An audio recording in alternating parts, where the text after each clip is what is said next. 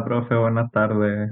Hola, Hola, profe. Tanto Fernando, tiempo. Lisset, que tengo acá mirándola. Espero que en este tiempo que no nos hemos visto hayan estado bien y que en el futuro también, pues, a todo esto que estamos viviendo. A ver, acá Javiera quiere entrar. Perfecto. Eh, Fernando, vi el correo que se le había enviado a Pedro con respecto a una clase y a una prueba.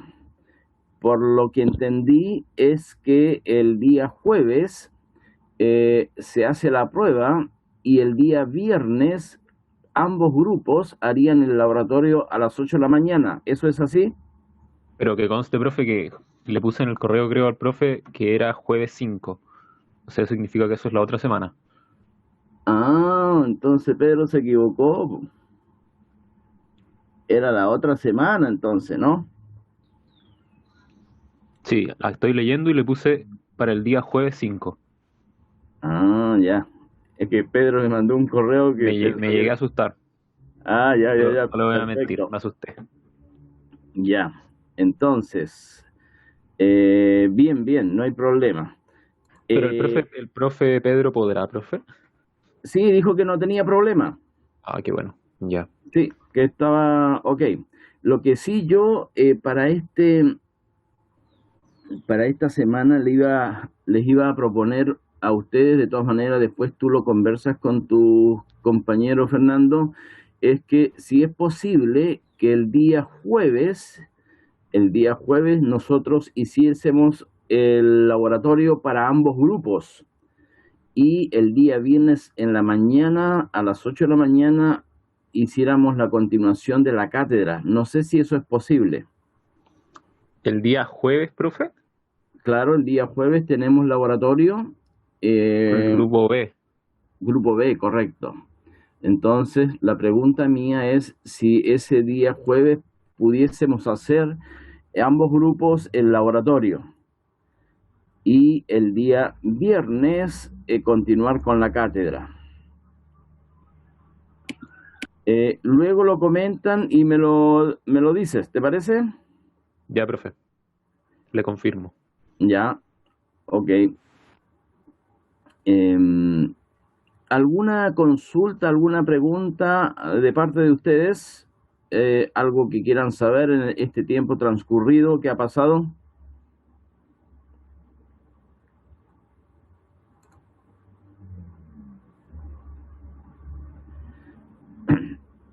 Al parecer nada. Bien. Si no hay preguntas, si no hay consultas, dudas, vamos a comenzar entonces con esta segunda unidad que corresponde al segundo semestre del 2020 en lo que concierne a embriología. Como siempre, el objetivo es dar a conocer los contenidos antes de comenzar en particular esta unidad de embriología. Me imagino que el profesor Pedro debe haberle ya leído el programa y deben estar en conocimiento de todos los otros contenidos de la asignatura. Pero siempre es bueno dar a conocer lo que vamos a ver nosotros desde el punto de vista embriológico, ¿ya? Entonces, desde ese punto de vista, nosotros vamos a ver la organogénesis de la cabeza y el cuello. Hay una parte uno y una parte 2, ¿ya? Y luego tenemos que ver la organogénesis y desarrollo de las extremidades. También hay una parte uno y una parte 2. Entonces, eso es lo que nosotros vamos a ver desde el punto de vista embriológico con mi persona. ¿Alguien tiene alguna consulta con respecto a estos contenidos o alguna inquietud? Algo, no sé. Queda abierta la palabra. Hola, Line. Hola, profe. ¿En qué evaluación están incluidos estos contenidos? ¿Cómo dijo? ¿En qué evaluación están incluidos estos contenidos? Tengo entendido que en la tercera prueba o en la, a ver, déjame, ¿ustedes ya hicieron la primera? La tercera, profe, la tercera nomás. Sí. En la tercera creo que están contenidos. Están estos Ah, ya, contenidos. perfecto. Bien, ¿alguna otra pregunta?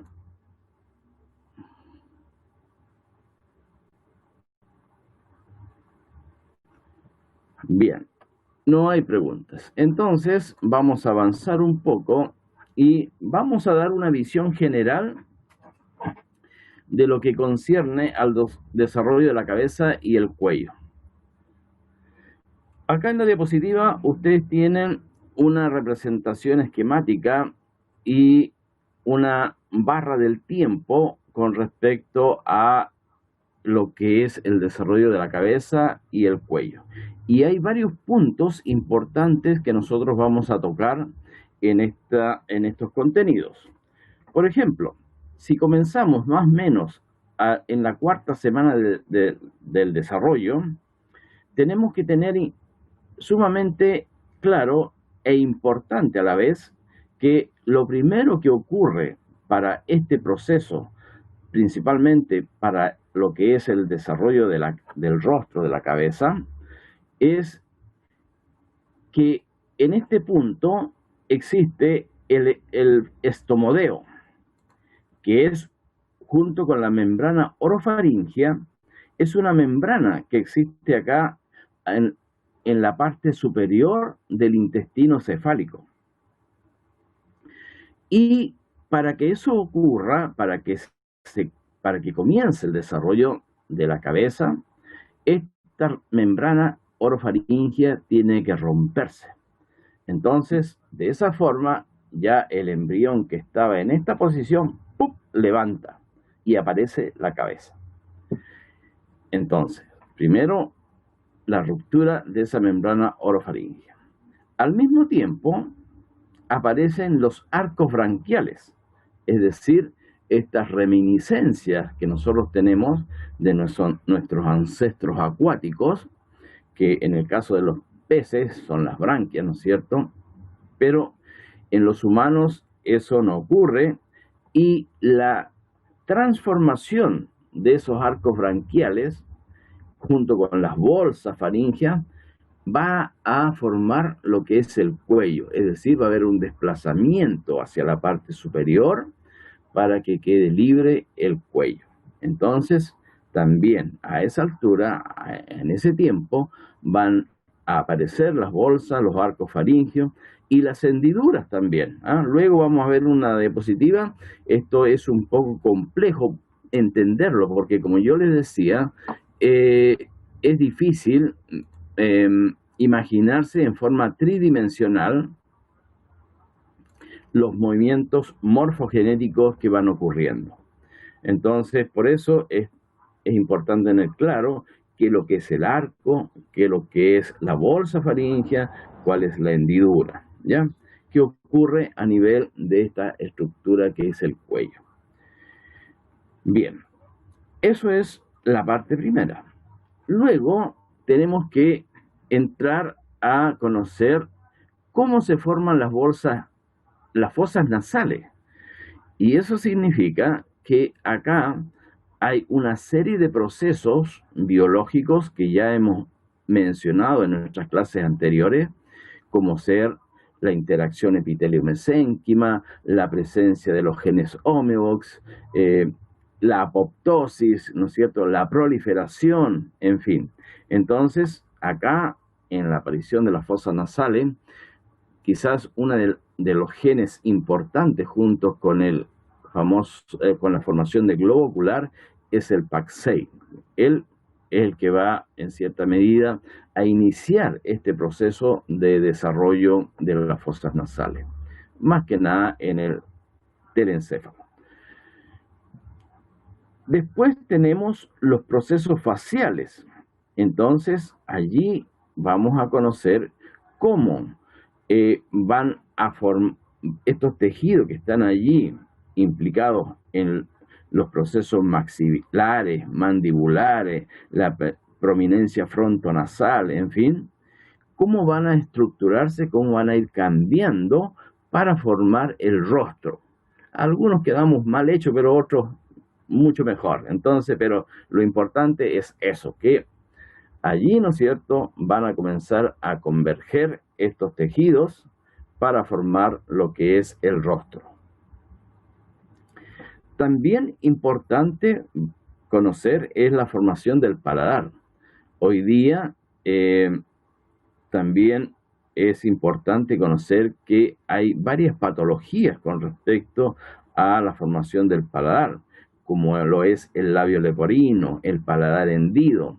Entonces, si no ocurre el proceso de apoptosis allí bien desde el punto de vista biológico, ¿no es cierto?, vamos a encontrar que hay un proceso, ¿no es cierto?, de apertura del paladar o del labio leporino. Y otra cosa importante también es que si los genes que están implicados en este proceso, como los genes Homeobox, MSX1, DLX1, si no se expresan, también vamos a tener problemas de estas patologías, ¿ya? Eso es la formación del paladar. Luego también vamos a ver los huesos del cráneo. ¿Cuáles son los huesos que están implicados? Más que nada, no los tipos, sino que la forma, cómo los dos tipos de osificación. Y yo allí quiero detenerme un momento para que ustedes más o menos entiendan cuáles son los procesos de osificación que existen en nuestro cuerpo, ¿ya? Entonces acá, en este caso, en la formación de los huesos del cráneo, hay dos tipos de osificación, intramembranosa y osificación endocondral, ¿ya? Luego vamos a ver, ¿no es cierto?, específicamente qué huesos se forman a partir del membranoso o de cartílago, ¿ya? Bien, eso es con respecto a lo que es la cabeza. Pero también en nuestro rostro, en nuestra cabeza, están otras estructuras, como los ojos. También vamos a conocer cómo se forman los ojos, los oídos, la lengua, la glándula tiroides, la paratiroides y el timo, ¿ya? Entonces, esta es una visión general de lo que vamos a ver en nuestros contenidos en relación a la cabeza y el cuello. ¿Alguna pregunta, alguna consulta, algo que no haya quedado claro o que quieran saber? Profe, ¿Sí? disculpe, ¿cómo se llamaba el gen relacionado al desarrollo de las fosas nasales? El PAX6, Ah, ya, profe, gracias. ¿ya? ¿Algo más? Bien. Entonces, vamos a comenzar recordando un poco lo que ya hemos, en nuestros primeros cursos del semestre pasado, perdón, no del año pasado, del semestre pasado, vimos, ¿no es cierto? ¿Se recuerdan ustedes lo que era el disco embrionario que tenemos acá representado? Entonces, este disco embrionario estaba abierto. Recuerden ustedes que hablamos de un neuroectoderma, mesoderma, endoderma, ¿no es cierto? Pero como en la parte anterior, en la parte cefálica, ¿no es cierto?, es allí donde se va a formar lo que es la cabeza. Por lo tanto, hoy día le damos hincapié y le damos importancia a esta zona de la cabeza. Pero también no podemos olvidar que hay otras estructuras relacionadas con este proceso, porque no es una cosa aislada, sino que por fines didácticos lo tomamos como una estructura aislada, pero es un conjunto de movimientos que van ocurriendo en la formación de este futuro ser o embrión, ¿no es cierto? Entonces, recuerden que acá estaba lo que es la estría primitiva, el nudo de Hensen, ¿no es cierto? Los somitos, ¿no es cierto?, que eran 44 más menos 2. En su momento también aprendimos de que esos más menos 2 eran la cola en los organismos inferiores, perros, gatos, en fin. Pero nosotros teníamos, ¿no es cierto?, recuerden, una reminiscencia de esos dos somitos, que era el coxis. Entonces, esas cosas también es importante recordar lo que ocurre acá en este momento. Pero nosotros vámonos a la parte que nos atañe, y acá importante es que las células de la cresta neural, ¿no es cierto?, que están en la parte superior o en el neuroporo anterior, que es este que está acá, que todavía permanece abierto. Entonces, estas células de la cresta neural, junto a las células nerviosas que están aquí formándose y que provienen del neuroectodermo, ¿no es cierto?, comienzan un proceso de cerrado, ¿ya?, para después completar, ¿no es cierto?, y formar el encéfalo y lo que es posteriormente la cabeza. Como les decía, estos procesos están inducidos hoy en día. Se conoce que para que este proceso ocurra hay dos genes importantes relacionados con la formación de la cabeza.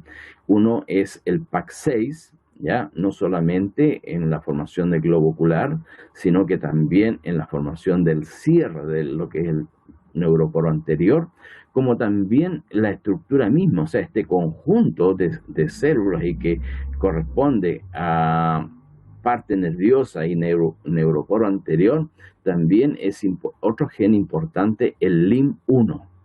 Recuerden que, no sé si recuerdan allá cuando hablamos de la gastrulación, recuerden que todo se iniciaba en lo que es el nudo de Jensen, y de allí partían una serie de genes, ¿no es cierto?, que iban a estructurar todo el organismo o todo el embrión en desarrollo.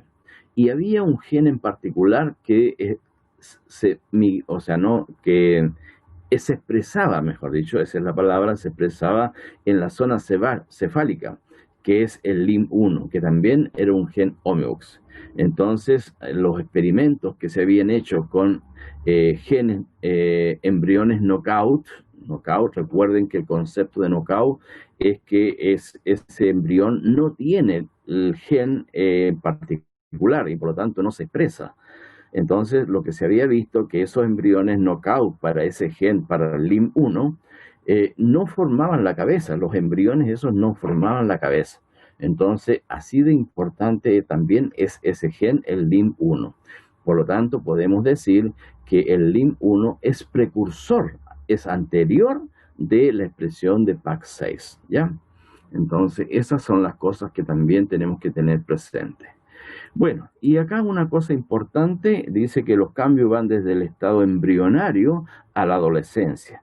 Esto lo tenemos que tener claro porque, como ustedes saben, ¿no es cierto?, cuando nosotros somos adolescentes, todavía el sistema nervioso está acomodando, todavía las neuronas están allí presentes. Recuerden que el coeficiente intelectual no está directamente relacionado con la cantidad de células nerviosas en el encéfalo, sino que depende de la conexión que hay entre ellas.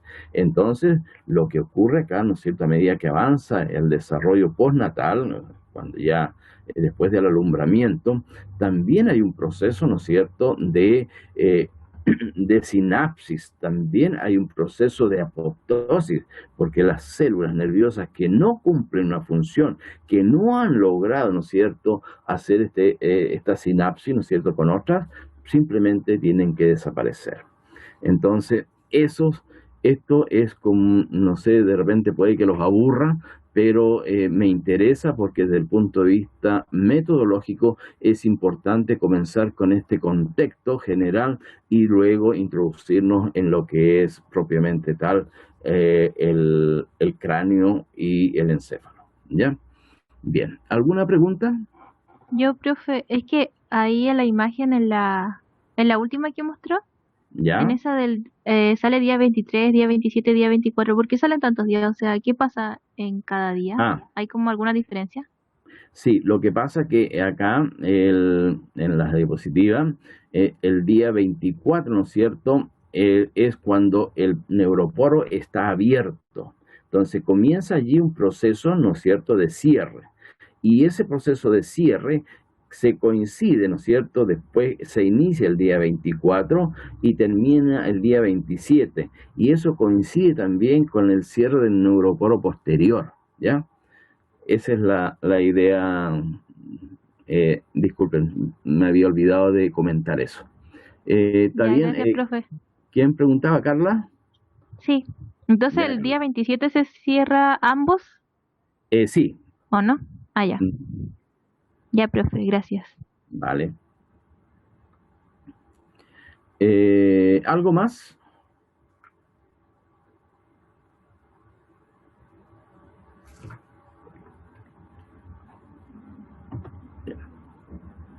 Entonces, acá me van a tener que disculpar, pero para mí es sumamente importante que primero se entiendan estos procesos, ¿ya? Y es lo que voy a un poco explicar para después poder entender cuando hablamos de osificación endocondral y membranosa, podamos tener claro a qué me estoy refiriendo, ¿ya?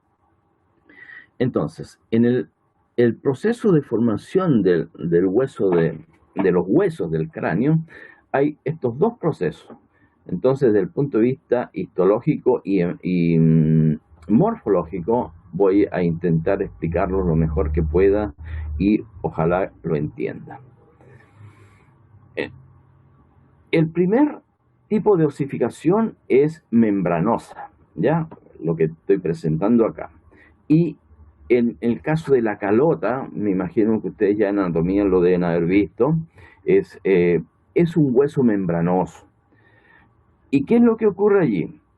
Este hueso de tipo membranoso se origina de tejido mesenquimático, es decir, de ese tejido que está recién en formación en el embrión. ¿Qué es lo que ocurre? Que por distintas señales, acá llegó la María José, distintas señales genéticas, por supuesto, y expresión de genes, como ser los BMPP, las proteínas morfogenéticas óseas, hacen que las células indiferenciadas que están en el mesénquima se deriven hacia la formación de células óseas. Eso significa que se van a formar osteoblastos. Los osteoblastos son las células formadoras de hueso, osteoblastos. Entonces, estos osteoblastos se van a acumular, como ustedes ven acá en el esquema, en la parte inferior, izquierda. Los osteoblastos se unen uno detrás de otro formando algo semejante a un epitelio. Y como son formadores de hueso, van a ir formando estas espículas que ustedes ven acá. Estos rosaditos corresponden a las espículas óseas. Entonces, una vez que esa espícula ósea se ha formado, algunos de los osteoblastos quedan en el interior y esos pasan a ser osteocitos. Entonces, los osteocitos son parte del hueso compacto y del hueso esponjoso también, ¿ya? Pero están adentro del hueso, los osteocitos. Pero no es que estén muertos, sino que están vivos, tienen puntos de conexión con el exterior, pero son células vivas que están al interior del hueso. Entonces, en la medida que los osteoblastos van acumulando hueso alrededor, esto se va haciendo más consistente y finalmente se forma un hueso. Pero este hueso es de origen membranoso, es decir, se origina del mesénquima embrionario en formación, ¿ya? Entonces, esa es la osificación membranosa o intramembranosa, porque en algunos libros aparece como intramembranosa. En el lado derecho tenemos exactamente lo mismo que aparece acá en el esquema de la izquierda, pero en una muestra histológica. Lo que ustedes están viendo acá, por ejemplo, en estas flechas con palito, acá alrededor, miren, estas son las células que están allí presentes y corresponden a los osteoblastos.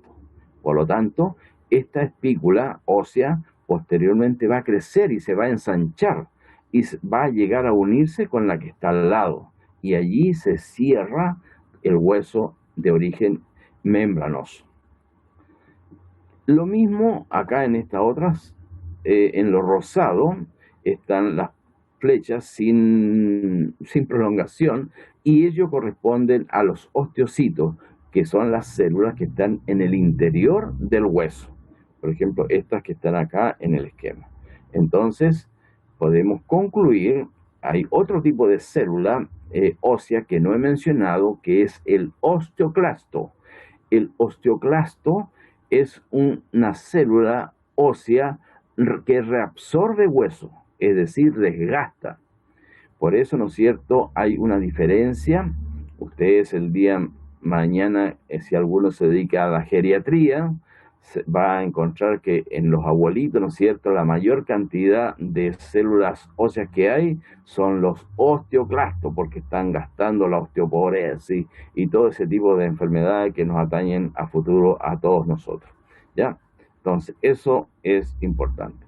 Entonces, quiero que se entienda que en el cráneo hay dos tipos de osificación para la formación de los huesos. Una de ellas es la osificación membranosa, proveniente de mesénquima, y ahora paso a la osificación endocondral o también osificación cartilaginosa. ¿Alguna pregunta?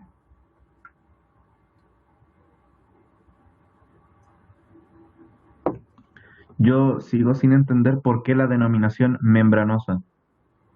Porque proviene de mesénquima embrionario. Y en el fondo no es consistente y es como una verdadera membrana. Quizás, no sé si alguien tiene o a futuro, cuando tú seas, ¿quién preguntaba? ¿Máximo? Sí, Máximo o en general para todos, si cuando los recién nacidos, la matrona y el médico ahí dice, hay que tener mucho cuidado con la parte de la calota, porque realmente es como una membrana, es muy delicado. Entonces ahí no le van a poner el dedo, o sea, por eso que hay que tener mucho cuidado con los recién nacidos. Pero ese es el origen de membrana, es decir, de tejido mesenquimático, y es muy delicado. No sé, Máximo, si te queda claro. Sí, ahora sí me queda claro. Muchas gracias. Vale. ¿Alguna otra cosa?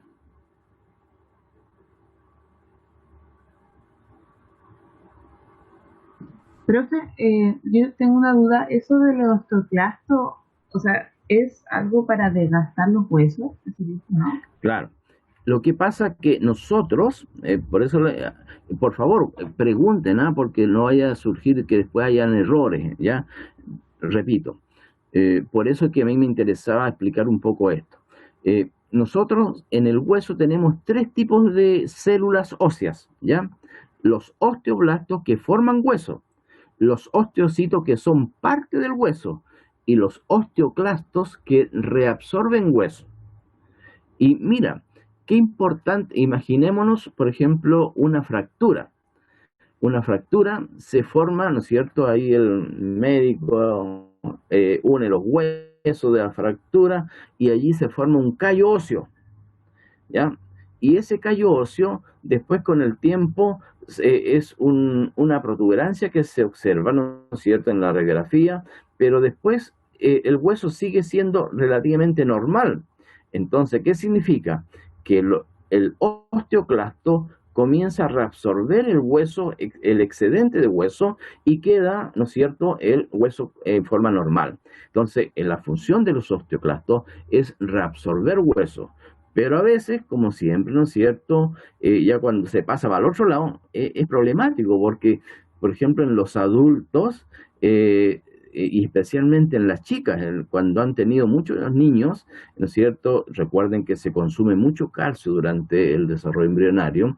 Entonces, allí, ¿no es cierto?, en las damas son mucho más propensas a la osteoporosis, ¿ya? Entonces, y eso es también producto, ¿no es cierto?, de la presencia de muchos osteoclastos, o sea, hay mucha reabsorción de hueso.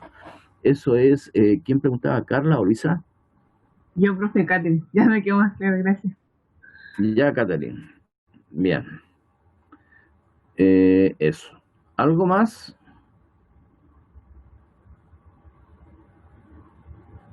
Bien. Entonces paso a el otro tipo de osificación, que es la osificación endocondral o también osificación cartilaginosa, que también lo van a encontrar por esos dos nombres. Y especialmente esta osificación, cuando hablo de cartílago, es a partir de cartílago hialino, ¿ya? Bueno, por el momento créanme nomás que, por ejemplo, el cartílago hialino es el que nosotros tenemos acá en los anillos traqueales, ¿ya? Entonces, ese tipo de cartílago, porque hay 3 tipos de cartílago. Después, ya cuando seamos más grandes, ahí les contarán o les contaré que existen los otros 2 tipos de cartílago.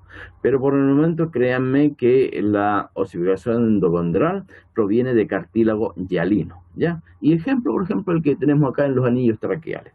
Entonces, todos los huesos largos, fémur, tibia, peroné, cúbito, radio, todos los huesos largos provienen de este tipo de osificación, es decir, osificación endocondral o osificación cartilaginosa.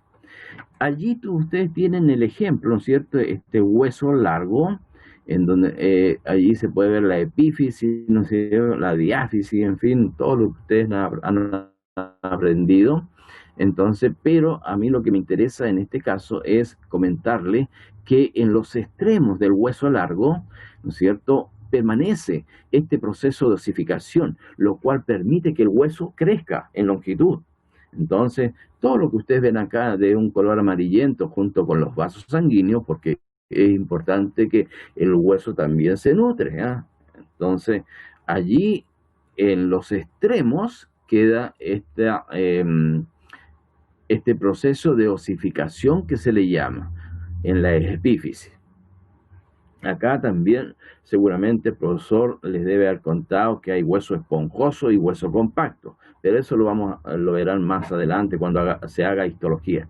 Entonces lo que me interesa a mí que en estos espacios de un color celeste, allí están ubicados los procesos de osificación, y eso hace que también las personas a través del tiempo vayan creciendo. A medida que los huesos se van alargando, ¿no es cierto?, este proceso de osificación, de formación de hueso, el hueso también se va alargando. En forma teórica se dice que las personas, estos procesos de osificación se cierran más o menos entre los 23, 24 años. Por lo menos eso es lo que dicen los libros, pero dependiendo de otras condiciones puede que sea antes o después. Ahora, ¿qué es lo que ocurre en este proceso de osificación? Acá, por ejemplo, hay una flechita en verde que me indica qué es lo que está ocurriendo en ese momento. Entonces, en la parte superior, en la parte de arriba, y incluso acá tengo enumerado en secuencia qué es lo que está ocurriendo. Allí está el cartílago de reserva. ¿Qué significa eso? Que en esta zona hay cartílago hialino normal, ¿ya? Normal, nada más que eso. Luego hay una zona de proliferación. ¿Eso qué significa? Que los condrocitos, que son las células cartilaginosas, los condrocitos, se van apilando uno detrás de otro, es decir, uno va uniéndose uno detrás para formar esta zona de proliferación.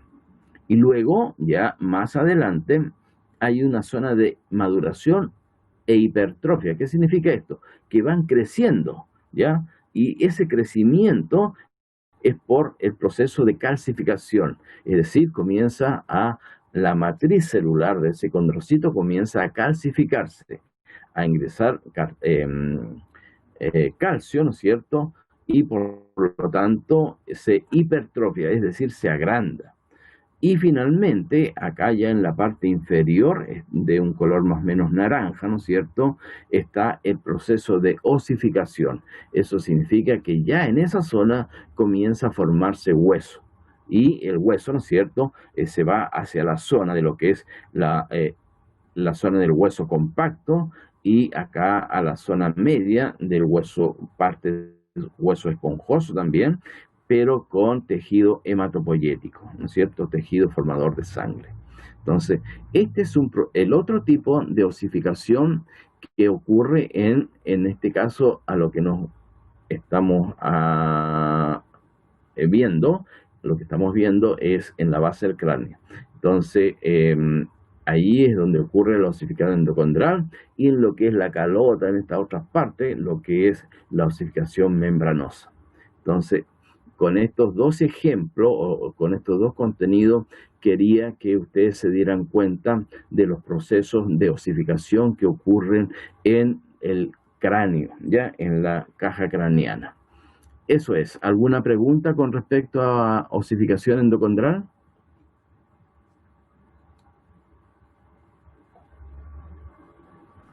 Profe, ¿podría repetir lo que dijo en la zona de maduración y hipertrofia?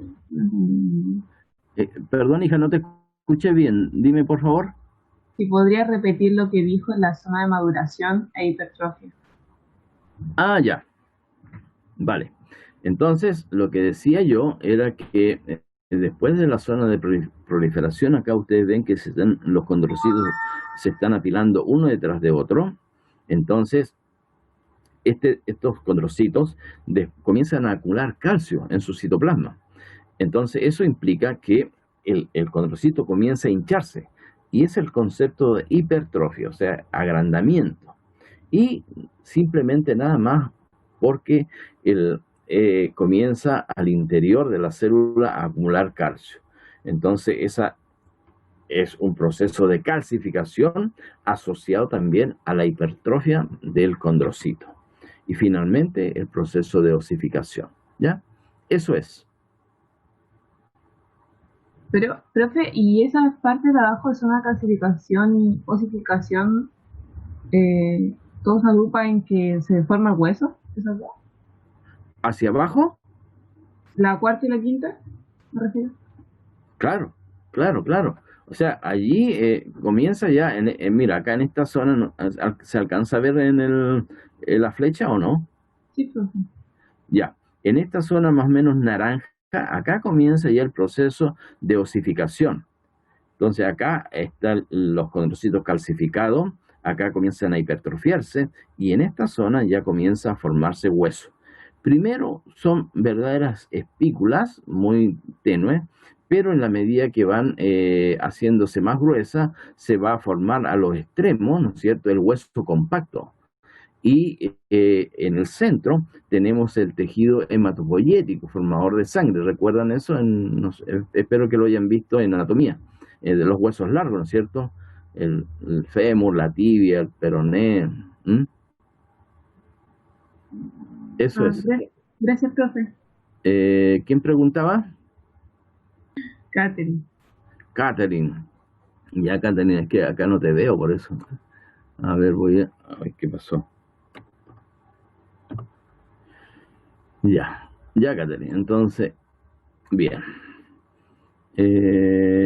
¿Alguna otra pregunta? Profe, ¿Sí? ¿en qué momento los vasos sanguíneos se forman o entran al cartílago?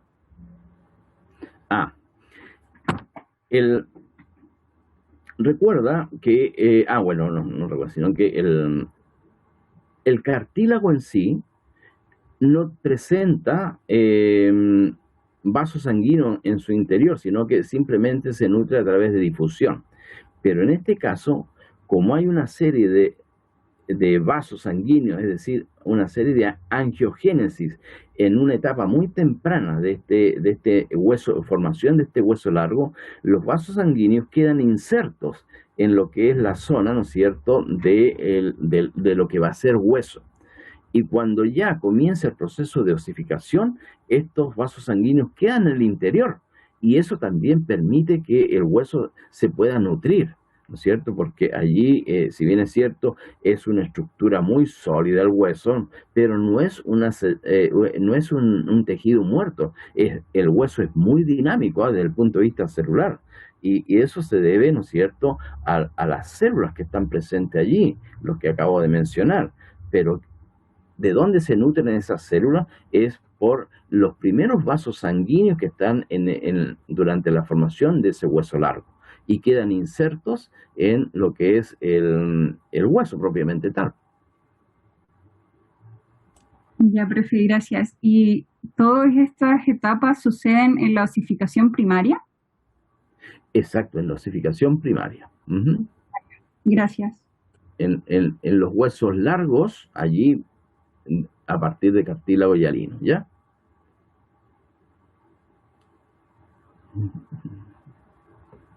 ¿Quién preguntaba? Paz. Ya, estamos en paz entonces, paz. Ya, bien. ¿Alguna otra pregunta, jóvenes?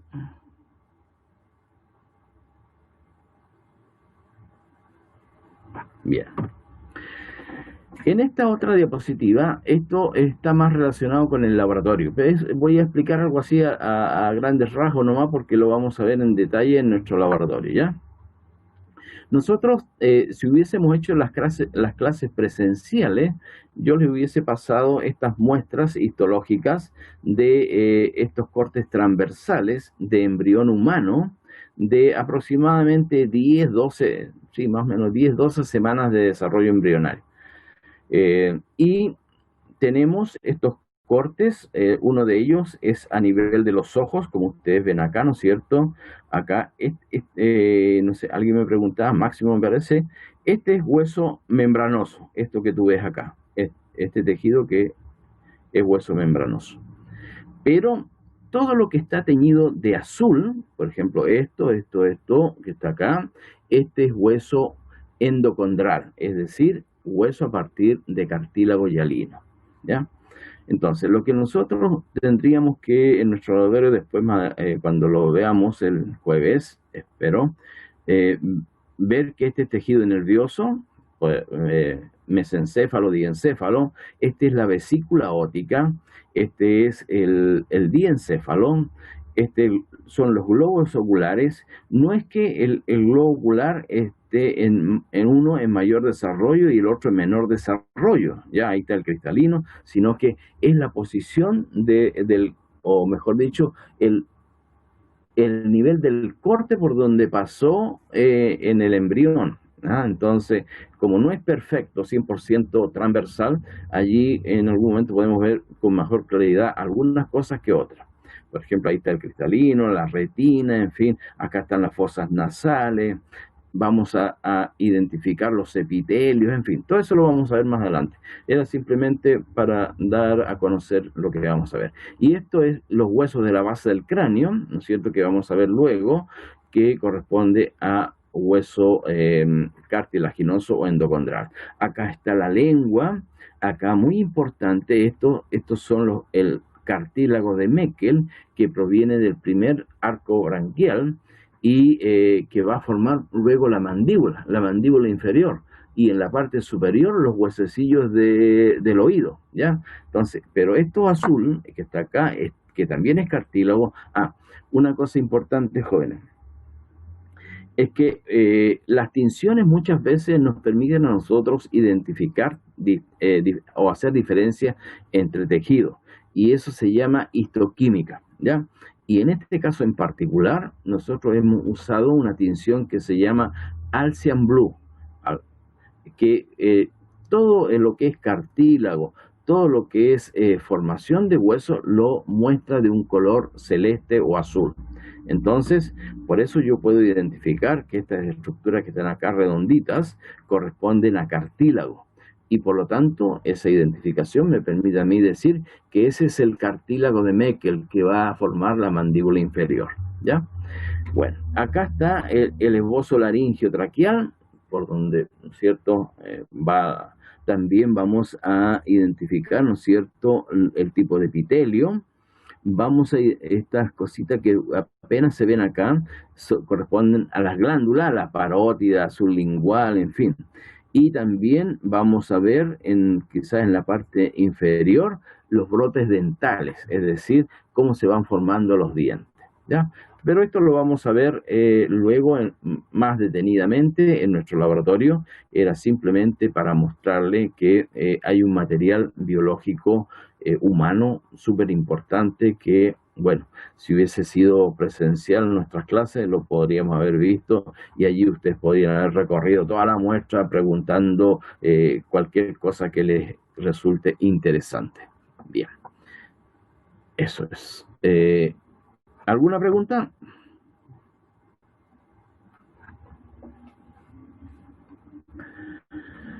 Bien, otra de las cosas relacionadas con la formación del encéfalo, y quiero que recordemos, porque esto lo vimos nuestro semestre anterior, que es el desarrollo del sistema nervioso central y la neurulación, ¿no es cierto?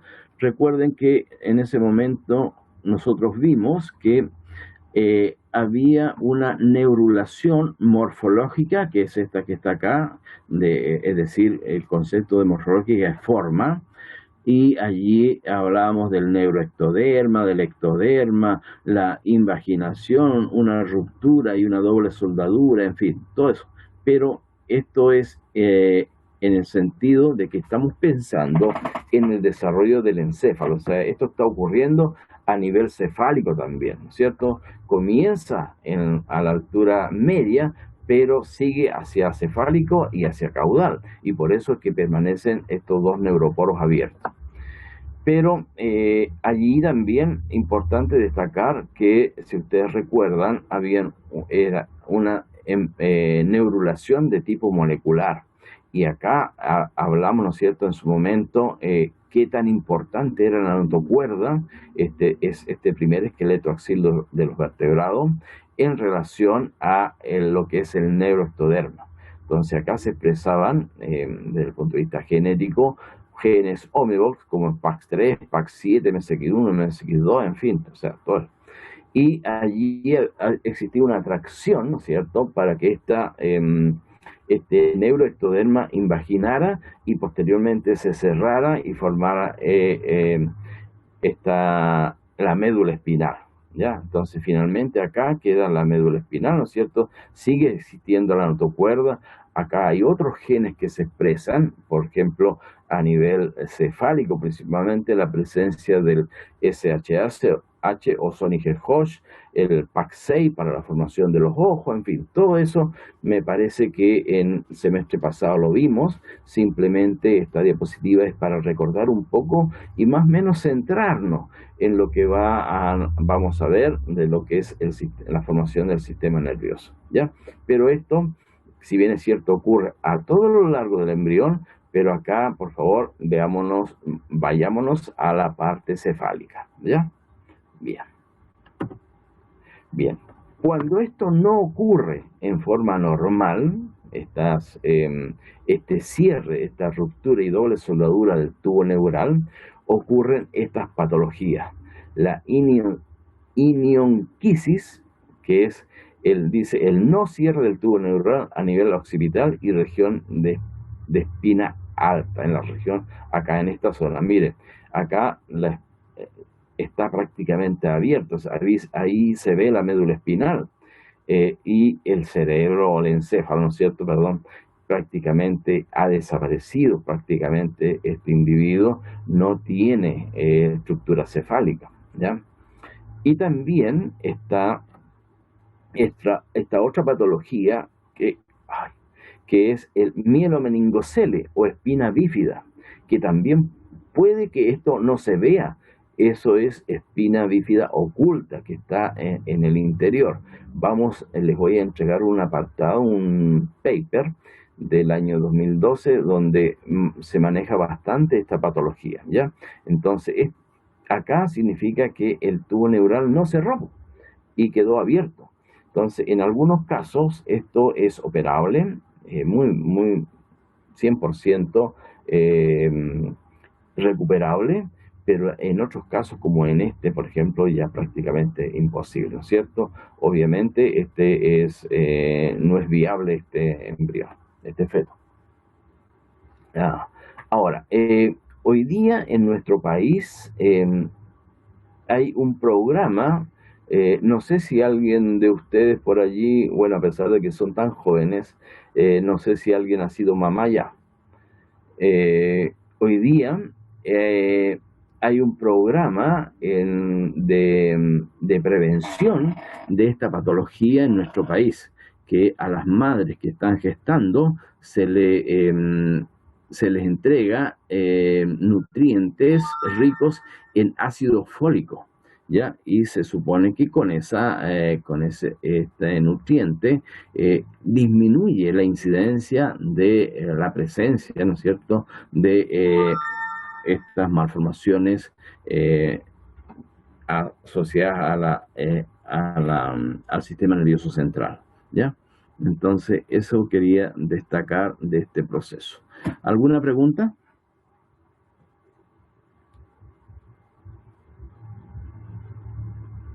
Profe, Dígame. ¿qué fallaría para que ocurran esas patologías? ¿O qué no se expresaría algún gen, algo? El cierre del tubo neural, pues mira, esto.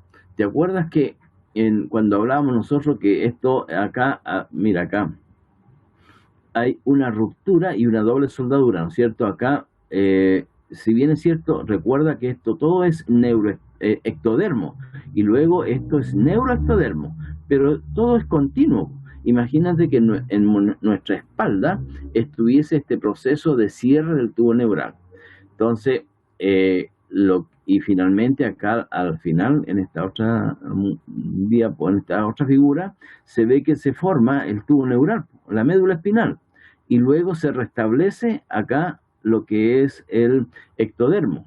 Entonces, esto no quedaría abierto, pero en este caso, en esta patología, lo que sucede es que esto queda abierto y queda expuesto, como se ve acá, la médula espinal. No hay cierre del tubo neural. Entonces, eso es lo que ocurre. No sé quién preguntaba. Ya, profe, gracias.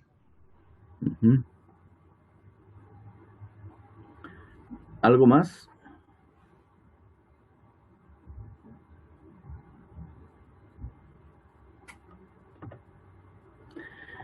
Bien.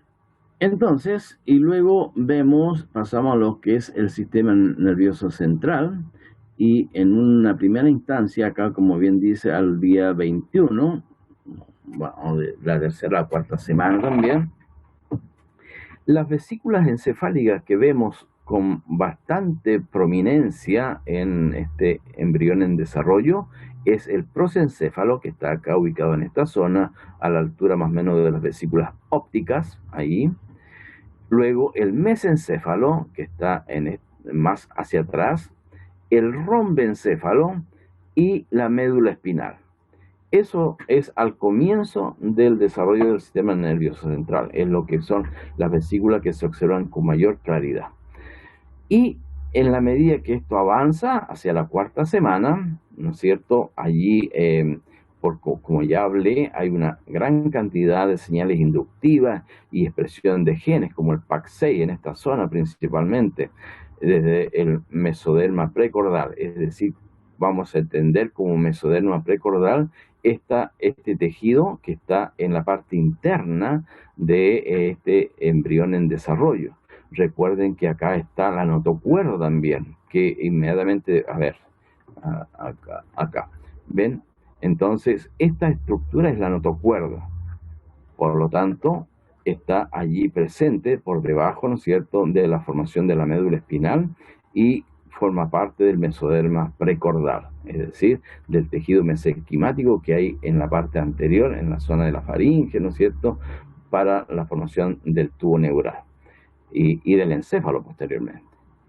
Entonces, allí, en esa diferenciación y esa expresión de señales, el prosencéfalo se divide en la parte anterior al globo ocular o a la vesícula óptica.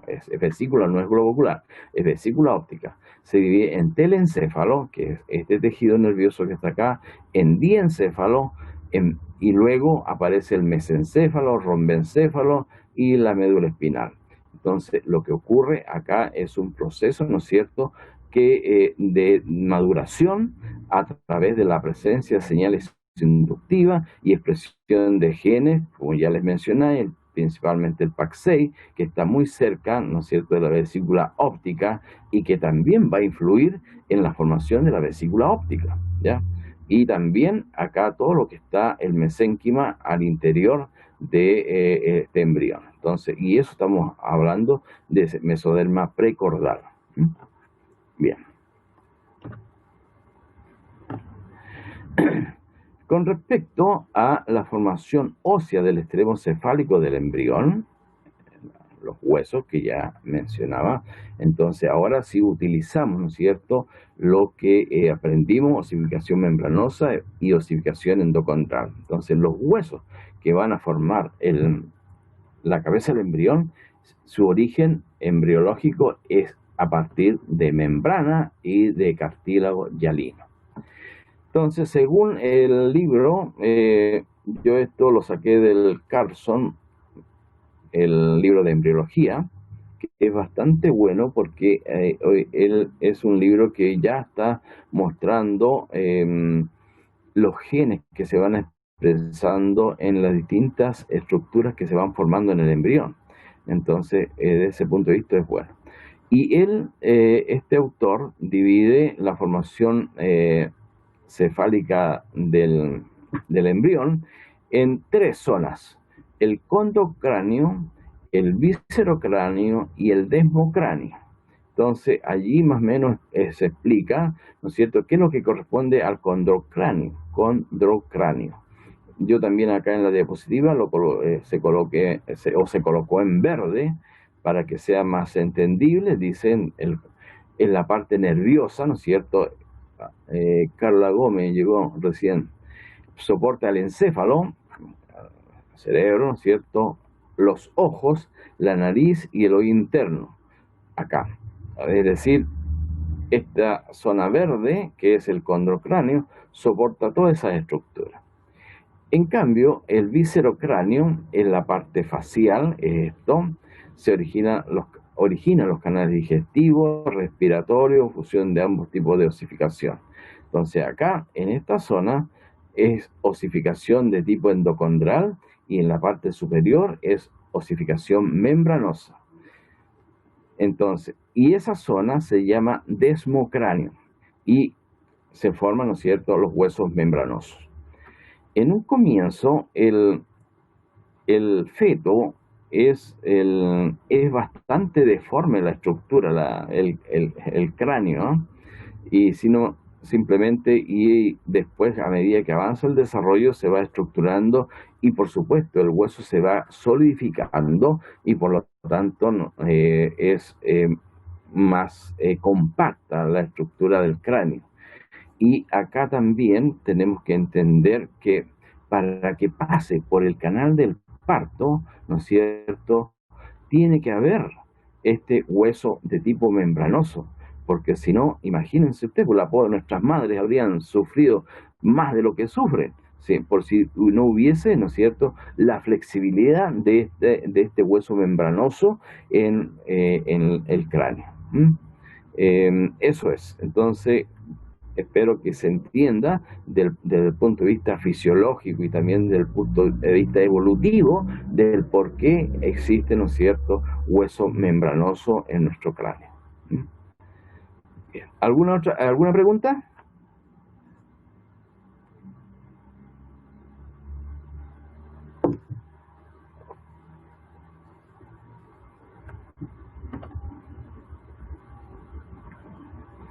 Bueno, y llego a lo que es la formación de la cara y la región mandibular.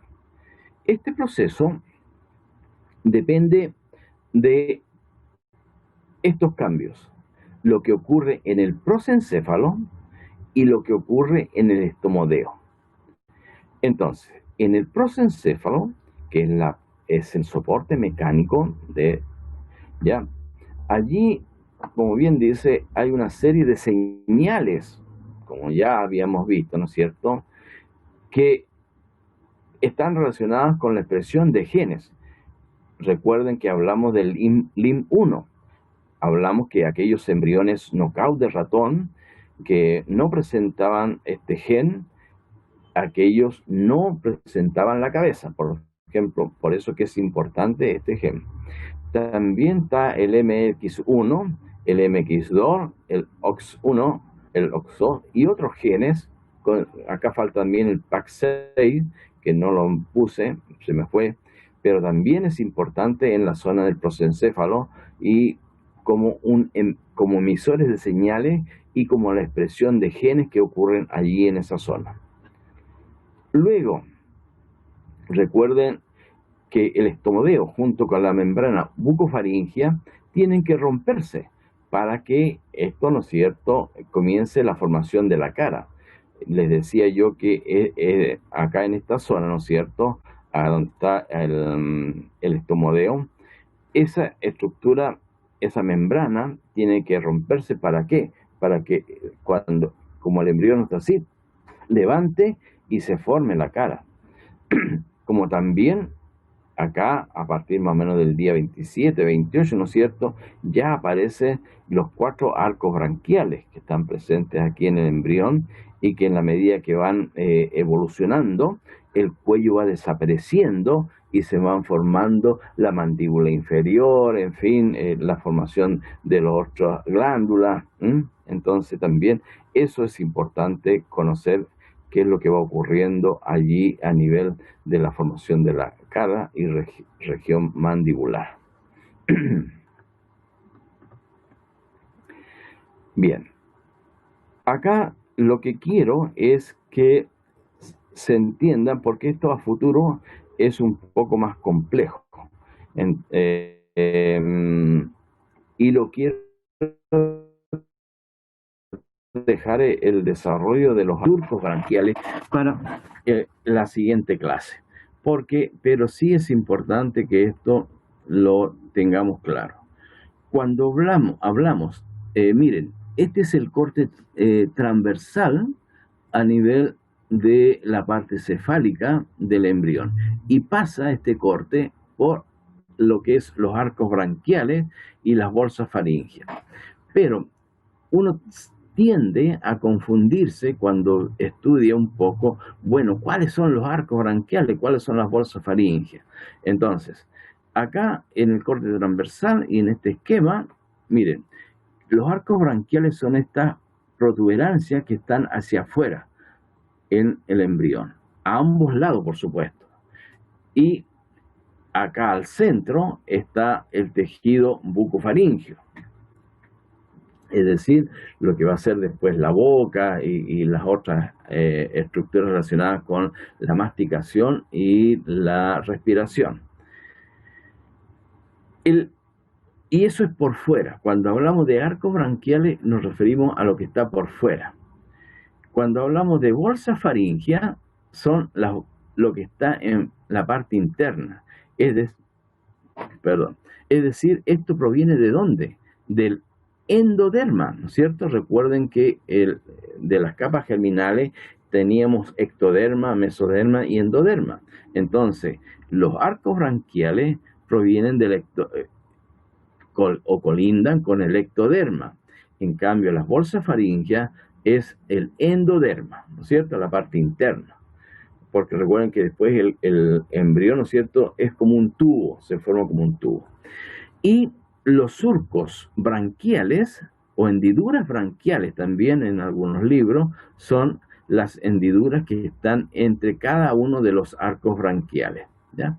Entonces, esto quise colocar esta diapositiva y destacarla para que posteriormente, cuando estudien, ¿no es cierto?, vean cuál es cuál, porque, repito, se tiende a la confusión. Así que desde el punto de vista didáctico, yo creo que es importante esto. Bien, ¿alguna pregunta?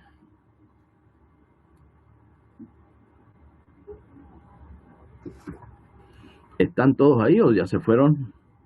¿Se aburrieron? Más, pues, profe, aquí estamos. Estamos acá, profe. Acá estamos.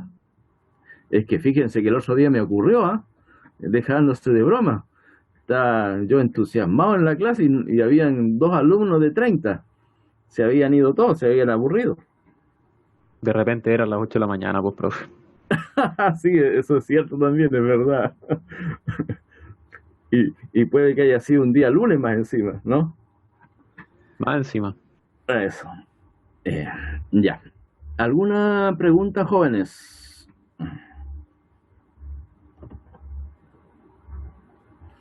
Bien.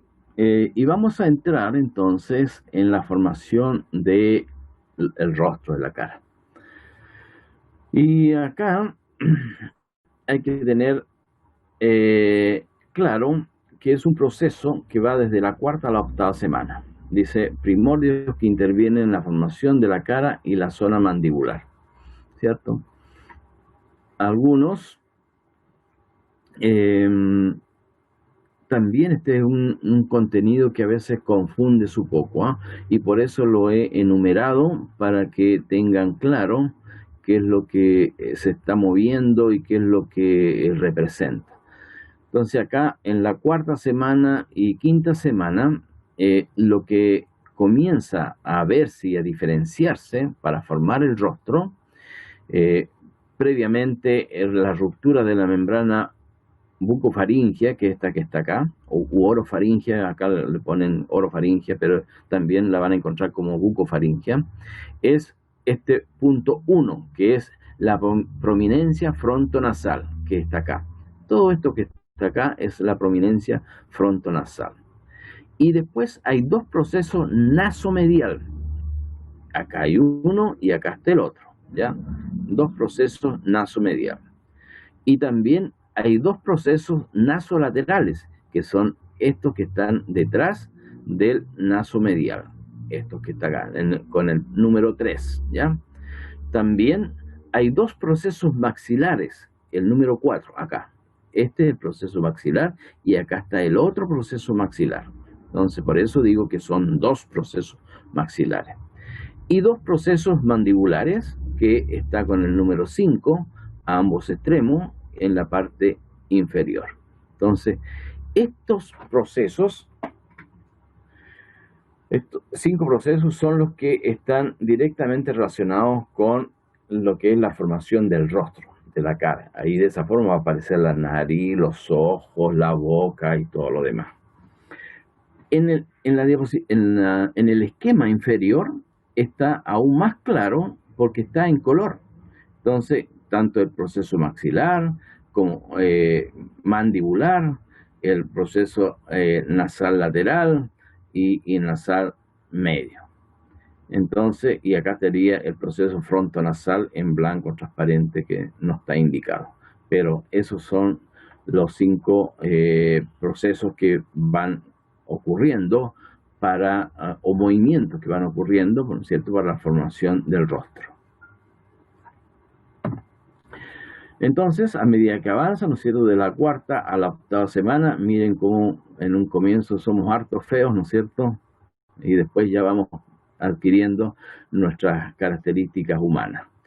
Entonces allí, ¿no es cierto?, y miren, dense cuenta que los globos oculares o las copas ópticas no estaban presentes al comienzo, porque uno pareciese decir que las placodas nasales corresponden a las copas ópticas, pero no es así, están detrás. Entonces allí, cuando ya en la octava semana aparecen, ¿no es cierto?, los globos oculares y aparece también ya más consistente o se ve mejor lo que es la nariz, el proceso bucal, la boca y en fin, todos los procesos. Y también otra cosa importante, miren, acá aún no se observa un cuello, porque no ha habido la formación de la mandíbula inferior. Entonces, pero ya la octava semana, sí, eso ha ocurrido, se formó la mandíbula inferior y aparece, ¿no es cierto?, la estructura del cuello. Acá estamos en lo mismo, ¿no es cierto?, para darse cuenta desde el punto de vista el proceso intermaxilar, coloreado allí, ¿no es cierto?, luego la zona mandibular, maxilar, acá. Pero lo vamos a ver luego en la formación mejor dicho, cuando ocurre esta patología del labio leporino y del paladar hendido. Acá esto significa que no ha habido un cierre completo de los procesos maxilares con el naso lateral. Eso. Entonces, esta sería la forma, ¿no es cierto?, que va desde la cuarta a la octava semana, en la forma de cómo van avanzando estos tejidos para formar definitivamente lo que es el rostro.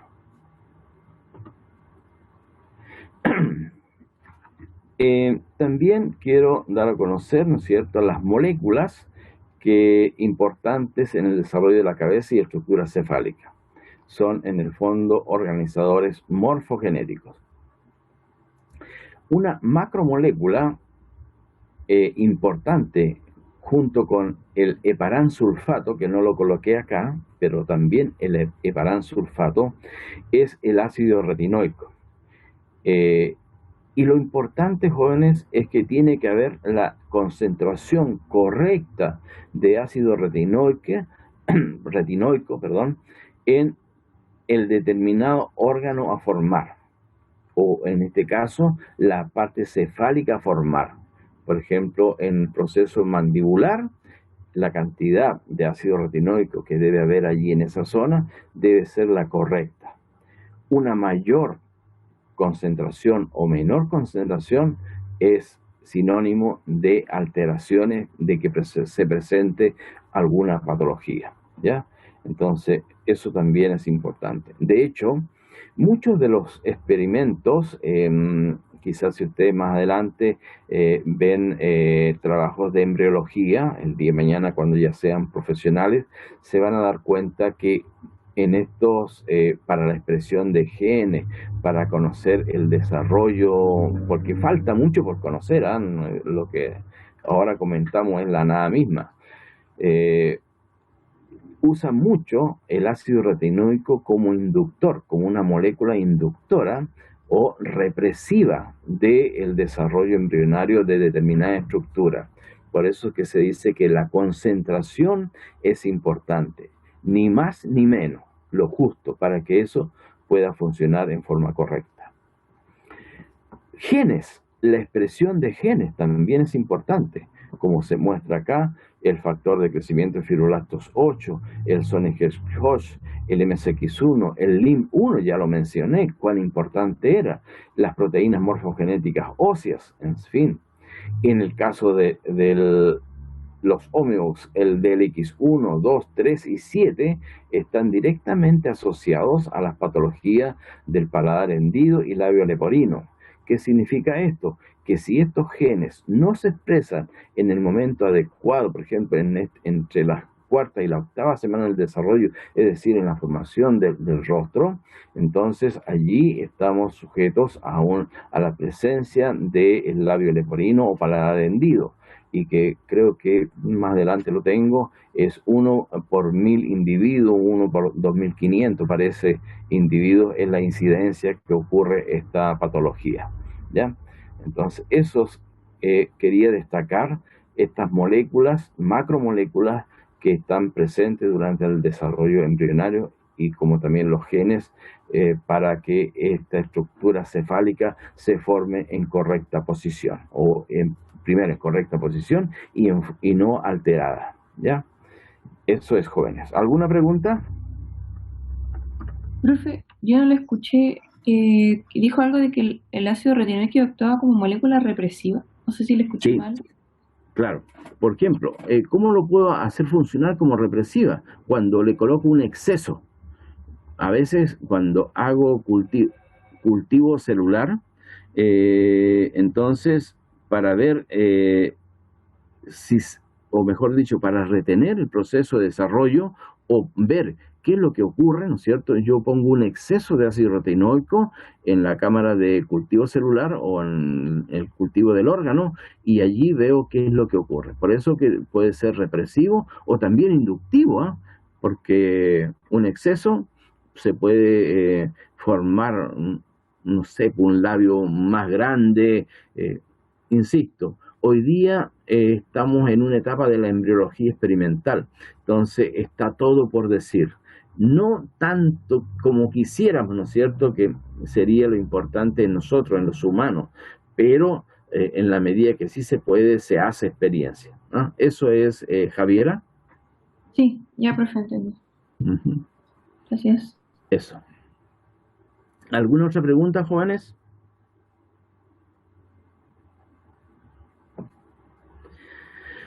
Bien, una vez terminada la clase, les voy a mandar este seminario bibliográfico que lo encontré interesante, a pesar de que es del año 2012, me gustó bastante, porque habla del tratamiento prenatal del mielomeningoceles, es decir, lo que es espina bífida, ¿no es cierto?, todo este tipo de cosas, de mal cierre del tubo neural, y está asociado un poco, ¿no es cierto?, a la parte de cirugía, cómo se puede hoy día, ¿no es cierto?, la tecnología, los equipos tecnológicos nos permiten ver antes del alumbramiento las condiciones de ese feto en desarrollo.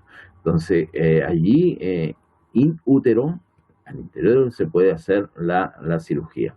Pero para eso hay que tener manos, ¿no es cierto? Entonces, me gustó este apartado y por eso se los voy a enviar. También, como dice acá, será evaluado como contenido de cátedra, así que por lo tanto no es que no lo vayan a leer, así que hay que leerlo para que tengan claridad al respecto. Bien. Ya, vamos a avanzar entonces en esto. ¿Alguna pregunta, jóvenes?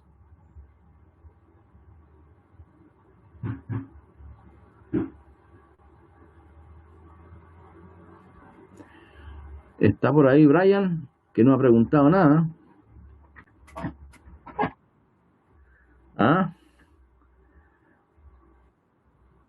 Ya. Antes preguntabas harto, pero bueno, ya, está bien. Oye, ya, entonces paso a explicar un poco lo que es el desarrollo de información de la hipófisis. ¿Ya?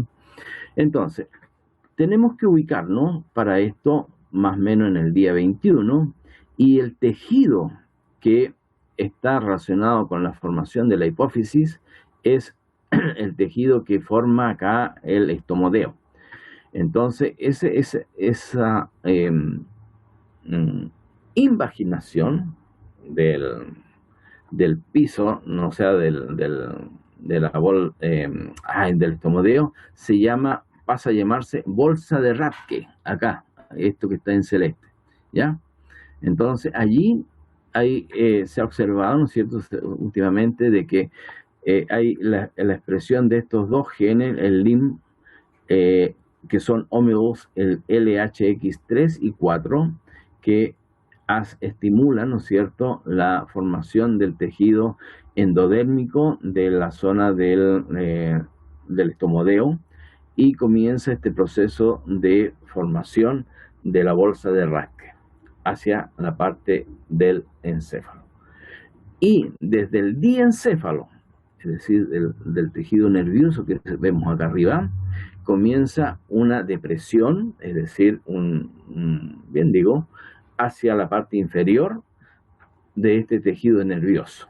Entonces, la combinación de una parte neuronal y una parte somática, por así decirlo, forma lo que es la hipófisis. Por ejemplo, bien, acá está un poco explicado lo que le acabo de decir. Una parte proviene del estomodeo ectodérmico, acá.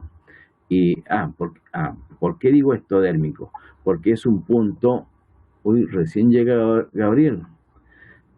Hay un punto en donde esto es endoderma y esto es todavía ectoderma. Entonces hay un punto acá en el cual no se sabe bien qué es lo que es ecto ni endo. Entonces el proceso ectodérmico, ¿no es cierto?, allí es lo que se levanta y forma la bolsa de Rathke. Y forma el borde glandular y que crece hacia el diencéfalo. Allí tenemos el piso del diencéfalo y eso sería la adenohipófisis. Luego la evaginación del diencéfalo, que es este tejido nervioso que está acá arriba, que también induce las proteínas morfogenéticas, o sea, son genes, ¿ya? Las proteínas morfogenéticas óseas 4 y el factor de crecimiento de fibroblastos 8 inducen, ¿no es cierto?, a que se unan estos dos tejidos, tanto el nervioso como el mesenquimático, y forman, ¿no es cierto?, lo que es parte del diencéfalo, forman la neurohipófisis. Por lo tanto, ambos tejidos forman la hipófisis, que se ubica en la silla turca del esfenoide. Entonces, esa es la forma de cómo se forma la hipófisis, y los genes que están implicados en la formación de ella. Eso es. Bien.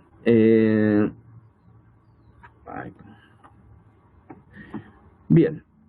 Jóvenes, vamos a quedar hasta acá. No los quiero estresar mucho. Ya llevamos prácticamente 1:20, me parece. Según dicen que no hay que estresarlos mucho. Así que... apoyo eso. Bien, bien. No, sí, es verdad. Sí, la autoridad en algún momento, no sé si le han dicho los demás colegas, dicen que máximo debiéramos hacer 1 hora de clase, pero a veces se necesita más, por eso que es importante también. Ya, pero esto lo vamos a dejar, chicos, para la próxima clase.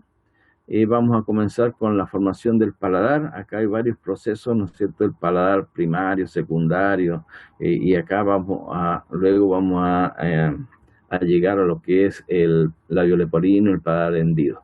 ¿Ya? Entonces, pero eso lo vamos a ver en la próxima clase. Entonces, ¿alguna pregunta, alguna consulta por última vez, jóvenes? ¿Profe? Sí.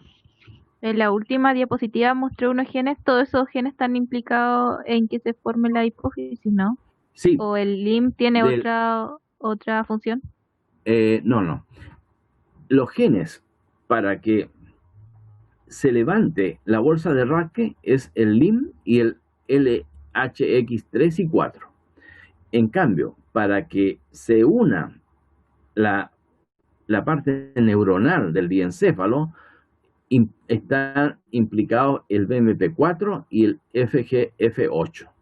Es decir, estos genes hacen que se produzca una fusión de ambos tejidos, es decir, forme el adeno y la neurohipófisis, y finalmente quede como hipófisis propiamente tal. Eso es.